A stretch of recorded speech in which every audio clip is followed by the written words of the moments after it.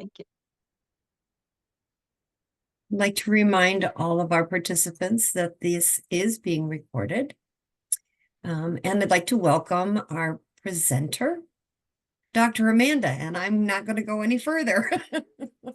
Thank you so much, Lynn. Thank you everybody for being here today. The topic that I'm presenting on is scientific research for the non-science student. This is based on my experiences of teaching communication and research-driven courses to students from a variety of academic backgrounds. So I call this a collaborative observational research journey for a concentrated course or a standalone unit. So the material that I'm going to talk to you about today is an OER material that I designed that can be used to guide students through the process of conducting their own scientific research with the constraint of it being a very concentrated time frame and with the additional constraints of it being the possibility of students who have never done scientific research before. So my name is Dr. Amanda Lohiser, and I come to you today from the Simon Business School at the University of Rochester. I'm a clinical assistant professor of management communication. I've taught graduate and undergraduate students in the United States and Singapore and Denmark. And I am a professor who actively seeks to foster communication, connection, collaboration, and creativity.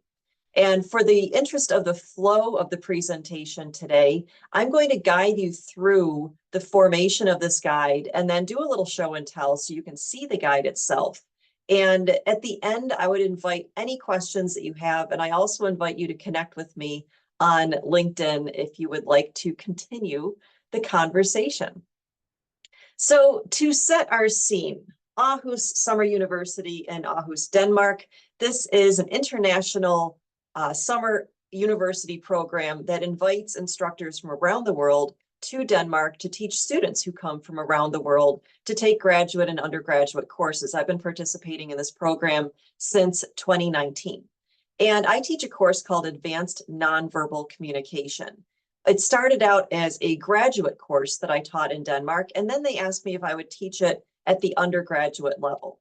And the course is a concentrated course that runs over 3 weeks. Classes run every single day from 9 a.m. to 1 p.m. Now, see if you can relate to this story. As educators, I'm sure you have experiences that are similar to this. So I took the course from the graduate to the undergraduate level, and I kept the observational research project in the course because I feel that that is the heart and soul of nonverbal communication, observing the world around you, coming up with hypotheses, conducting observations, and delving into the literature, writing about your experiences. So I had just finished a lengthy literature review workshop in this course, the undergraduate version of this course in Denmark. And I had gone over, I thought I had covered all bases, the differences between lit reviews and annotated bibliographies, direct quotes versus paraphrasing, when to italicize a title and when not to under APA formatting, the rationale of why we read other people's research before conducting our own with a timely movie reference to A Quiet Place by John Krasinski. I thought I had everything covered. At the end of this workshop, I'm patting myself on the back. Job well done. When one student raises her hand from the back and she says, "Sorry, professor, but what's a citation again?" And I thought, oh no, like I thought we covered everything. And it gave me this realization that for many of these students, especially at the undergraduate level, coming from a wide variety of academic backgrounds, a lot of them didn't even know what an academic journal was, let alone what a citation was, let alone why we read academic research to begin with. And here I'm asking them to do this and then conduct their own research. So the past solution to this was that I engaged in a lot of one-on-one attention. And so what I created was ultimately from this experience was this OER research guide. And when I dive into this today, I'd like to address 3 questions. First of all, why teach science to non-science students? How does this guide work? And how might you implement it into your own classes. So I'd like to begin with maybe a question that might be on your mind, which is, why do this to begin with? If you've got these students from all these different academic backgrounds, why teach them scientific research and scientific thinking? And the reason for this is really nicely encapsulated by the World Economic Forum's Future of Job Reports, which is that analytical thinking and creative thinking remain among the most important skills for workers in 2023 going into 2024. And my thought is that scientific thinking is analytical thinking. I mean, asking questions asks you to reflect on the world, and conducting background research is analyzing and synthesizing and evaluating information. Developing and testing your own hypotheses is drawing conclusions and problem solving. And scientific thinking is creative thinking. The very nature of creative thinking starts with this innate curiosity. And isn't that what science is all about? Definitions of creative thinking require us to test hypotheses and communicate novel information to other people. And the steps of creative problem solving processes, like the Osborne-Parnes model of creative problem solving, asks us to develop new and workable solutions based on evidence and observation. So there's a place for scientific thinking across all academic disciplines. So I really stuck to my initial goal of, I'm going to teach these students scientific thinking. But the challenge now becomes how to make the scientific process accessible. So like the story that I told in the beginning, my past experience is that students had minimal experience with scientific research, reading it or conducting it, and they expressed some trepidation of something that was very big and very new to them. So it's a largely unfamiliar process that they're being asked to do. The prospect of writing a scientific research paper felt daunting to them. They were doing it for the first time, and they're doing it in a very concentrated timeline. So my past answer to that was lots of one-on-one attention in and outside of class. Lots of emails, phone calls, meetings. Class time became largely dedicated to this process. And my answer now is this guide that I developed, that I implemented in my class this past summer. And what the guide does is it breaks this big thing down into multiple smaller steps. And the guide covers the beginning questions, these beginner questions that students might have. And that frees me up to dedicate my one-on-one attention, because I still give my students that one-on-one attention, but now I can really focus it to the development of their ideas rather than fine-tuning their APA citations or guiding them through those kinds of things. So what I think is interesting about this guide and the goals that I had when I developed it is to combine the rigor of the scientific concept with the scientific method with concepts from creative problem solving. So the ideas of divergent thinking and convergent thinking, clarifying the problem, generating ideas, developing a solution, implementing a solution. And it can be used and adapted synchronously or asynchronously. So you could use this right along your regular face-to-face contact teaching, or it could be easily woven into asynchronous, read this and then respond to this step. Students can follow this and work through it on their own, or they can work through it with your guidance in the classroom. And it can also be adapted to different research methods that you might have, that you might want to do based on your own class. So it also, the part that I think is kind of exciting is that it harnesses peer-to-peer learning as well, because there's points within the guide where students generate a database of materials that they're finding useful. And in that way, they're creating materials that the students within the class right then and there can use. And students in future classes can also see, oh, last year's students found these journal articles interesting, or these cameras interesting. A little bit more on that.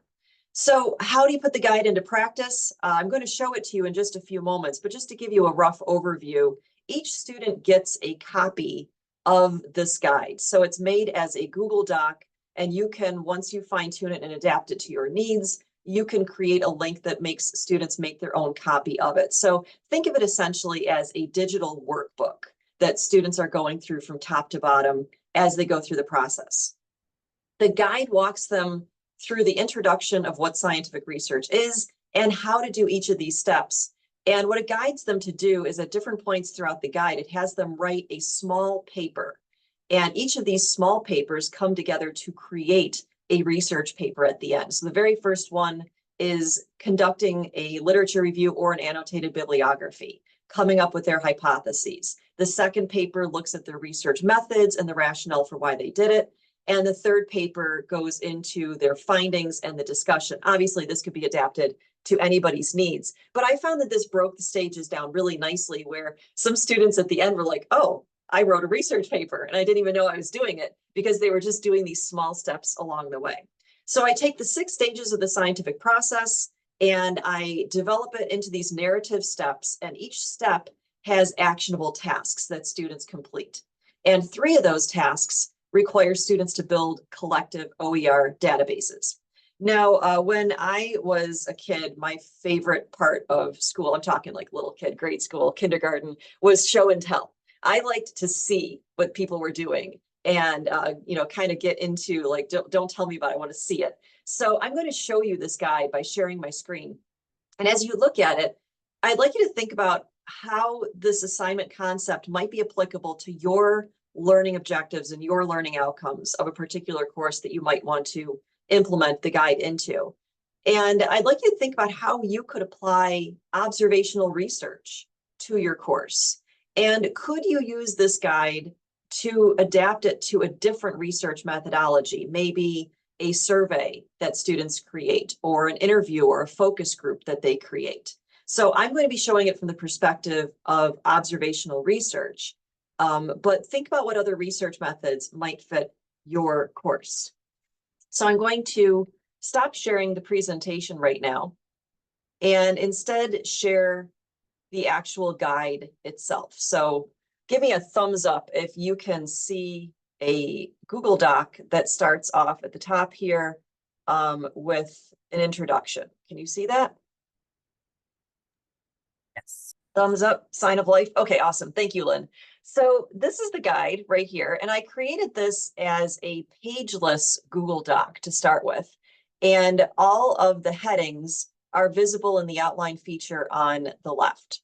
So this will be available through a Creative Commons license. And I would invite and encourage you to take this material and now adapt it into your voice and relating to your particular course or your particular project. But I'm a big fan of color coding, so you'll see that each of the stages of the scientific process has its own color associated with it. And then as you progress through the guide, you'll see that all of the text relating to the different tasks rather, and the boxes that students fill in are done in the color relating to that step. So as they're in the red stage, they're thinking about asking a question, developing a good query. And we walk through this concept because it's a course that takes place in the summer. I invite them to think back to what July felt like as a child, get them thinking about spending time outside and all the questions that they might have had playing outside as a kid, assuming they play outside during the month of July. If you're in the Southern Hemisphere, adapt that. So consider the questions below. I start them off with some research questions and they choose the one that might be the most interesting to them. And I have them write the question, but I also invite them at that point to adapt it to their interests, like change the question completely if they want, use it as a springboard. But for the student who is so nervous that they just can't even think of a question, they could start off with one of these questions word for word, because their project, even if 3 students choose the same question, their projects are going to diverge in so many meaningful ways as they go through the process. So now we get them into doing some background research. And we talk about scholarly research, but first we start with having them generate as many different words that relate to their research question. And this is a very standard, practice that's done when you're introducing your students to finding research, is starting with search terms. We talk about Google Scholar. And also at this point, you might plug in your own library's databases for your university. And then the students start entering in some search strings that they can try in Google Scholar. Now, this is the point where they come to a collaboration, where when they click on this collaboration icon, it takes them to a spreadsheet that they can now contribute sources that they're finding that are useful. And they select from a drop down, whether it's a journal article, book chapter, video, a reputable website. Of course, we talk about that in class.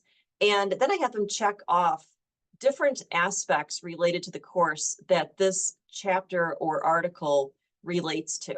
And students contribute these different sources so that then other students that are also doing thinking about environment, they might look down and find this research article and say, oh, this could be an interesting thing for me to look into.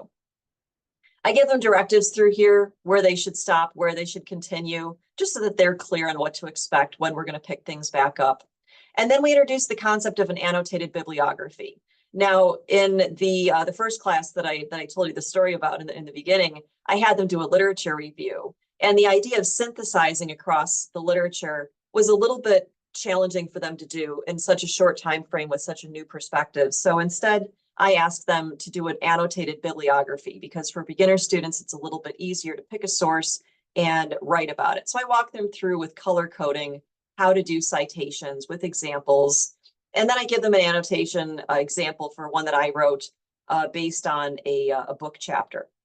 So we walk through these stages and all of these colorful boxes help them write their annotated bibliography. And now they create their hypothesis. So we go through independent and dependent variables in very basic terms. And I have them do a hypothesis and then like a corollary hypothesis. So their hypothesis might be in a more crowded environment, strangers acknowledge each other less frequently. And their corollary is in a less crowded environment, strangers acknowledge each other more frequently. Now, again, adapt this to your needs. I find for very beginner students, even though this is essentially asking the same question, but in flipped terms, it's getting them to observe both angles of the hypothesis. So it's kind of eliminating that temptation for confirmation bias that a very new researcher might have. And then the first portfolio, they put it all together. You'll see that the numbered tasks show them how this now comes together into a research paper. This first one talks about introducing their research question. It includes their annotated bib. A lit review could go here very easily too, and then explain their hypotheses. And then we move on into our observational research.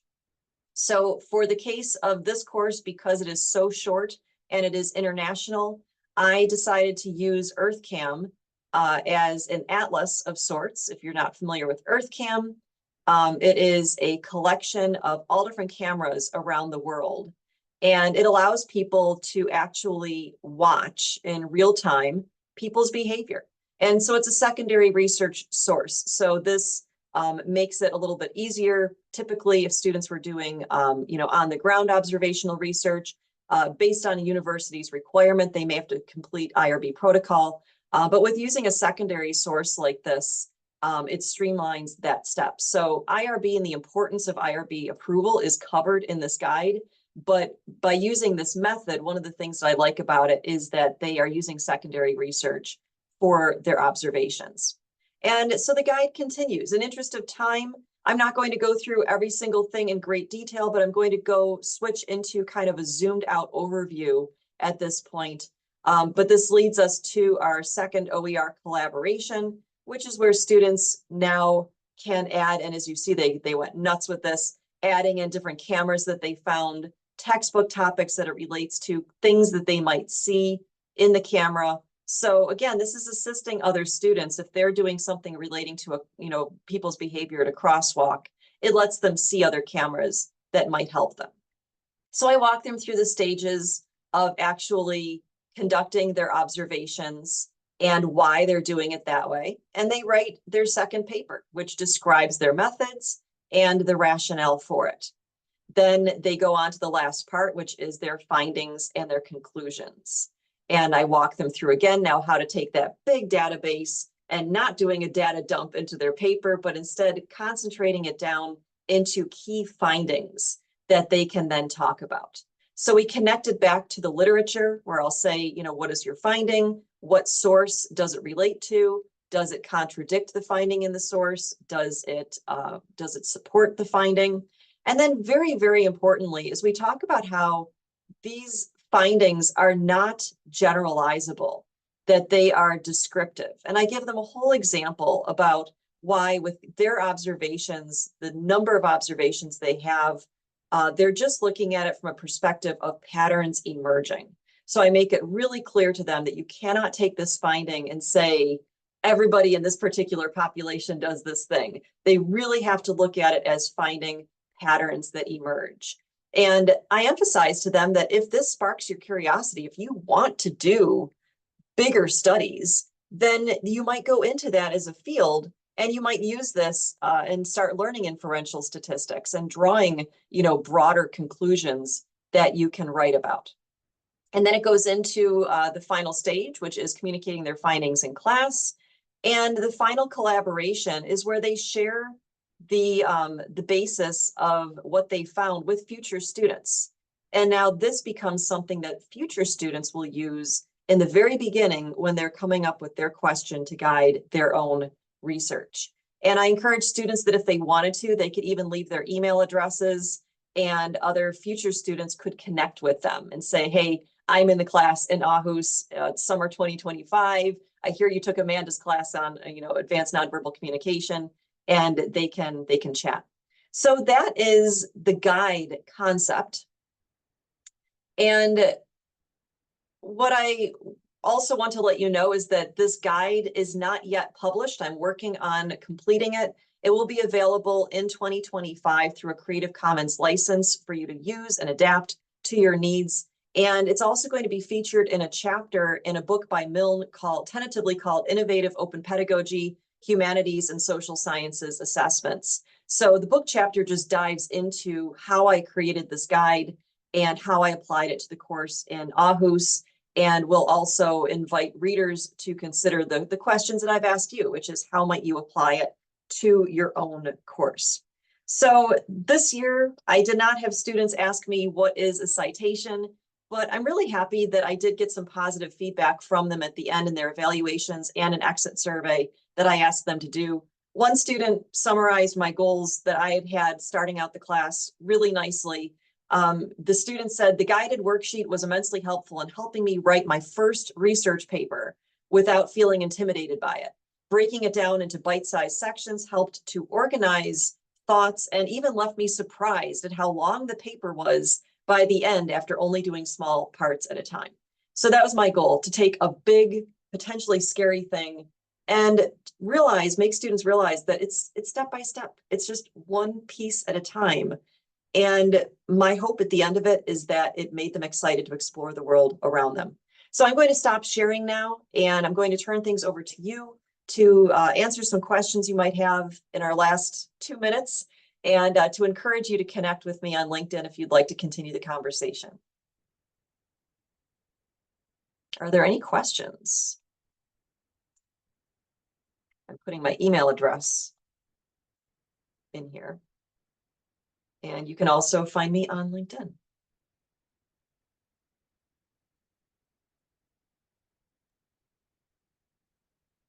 Thank you so much. Thank you. Does anybody have any questions or anything they'd like to see or look at closer? My pleasure, Kristen.